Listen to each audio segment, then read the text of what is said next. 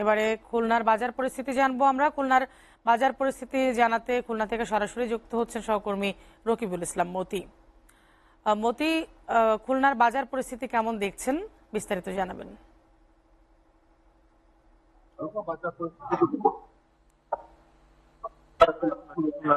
New মার্কেটের যেখানে হচ্ছে যে আমরা মাছ বাজারে আছি, মাছ বাজারে যে এখন বাজারে আমরা বিভিন্ন লোকের সাথে কথা বলেছি, বিভিন্ন দোকানদারের সাথে কথা বলেছি, যারা ক্রেতা আছে তাদের সাথে কথা বলেছি। তারা কিন্তু বিষয়টি জানিয়েছে যে আগের থেকে এখন কিন্তু তারা একটু স্বস্তি বোধ করছে এবং অনেক অনেক জিনিসপত্রেরই কিন্তু এখন দাম একটু কম বলে তারা জানিয়েছে। আমরা যদি একটু বাজারের দর যদি আমি আপনাকে জানাতে চাই, সেটা হচ্ছে যে প্রতি কেজি তেলাপিয়া বিক্রি হচ্ছে 250 থেকে 150 টাকা, রুই মাছ 380 থেকে 400 টাকা, ভেটকি মাছ 700 থেকে 800 টাকা, পাঙ্গাস 180 টাকায় এবং ট্যাংরা বড় সাইজের যেটা আছে সেটা 800 টাকা।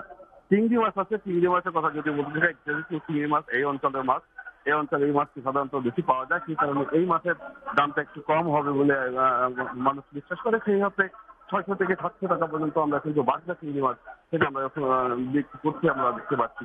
আর যদি বলে রাখি যে শিং মাছ কিন্তু 320 টাকা এবং ইলিশের যে সাইজ সাধারণত বিক্রি হচ্ছে, সেই ইলিশ কিন্তু 1200 থেকে 1400 এবং 2200 টাকা পর্যন্ত সাইজ হিসাব করে কিন্তু ইলিশ মাছ বিক্রি হচ্ছে। এবং এই ইলিশের প্রসিদ্ধ ইলিশ মাছ, তবে ইলিশ মাছ যারা বিক্রেতা তারা কিন্তু একটা জিনিস বলছে যে আগে থেকে কিন্তু একটি ইলিশ মাছের দাম বেড়েছে, কারণ এখন যে পরিমাণ ইলিশ মাছ 800 টাকা ছিল, কম আসার কারণে কিন্তু তারা ইলিশের দাম হঠাৎ করে একটু বেড়ে গেছে। যদি বলা যায় যে আমি যদি বলি যে দাম কমেছে কিন্তু মুরগির মাংসের দাম কমেছে, মুরগির যে ব্রয়লার এবং লেয়ার রয়েছে সেই লেয়ারে কিন্তু দাম একটু কমেছে। তারা বলছে যে আগের থেকে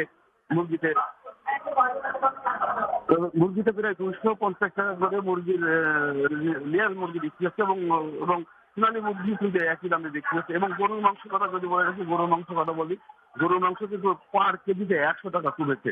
এখানে যারা গরুর যেসব ব্যবসায়ী আছে তারা বলছে যে এই গরু কিন্তু তারা 700 টাকা করে বিক্রি করছে, সেই গরুর মাংস কিন্তু তারা 400 টাকা করে কিন্তু চলে আসে। এবং এই দাম কমার তারা বলছে যে এই যে দাম কমেছে এতে মানুষের কিন্তু উপকৃত হচ্ছে এবং এই উপকৃত হওয়ার কারণে মানুষের যে পশুর যে চাহিদা, সেই চাহিদা কিন্তু তারা পূরণ করতে পারছে।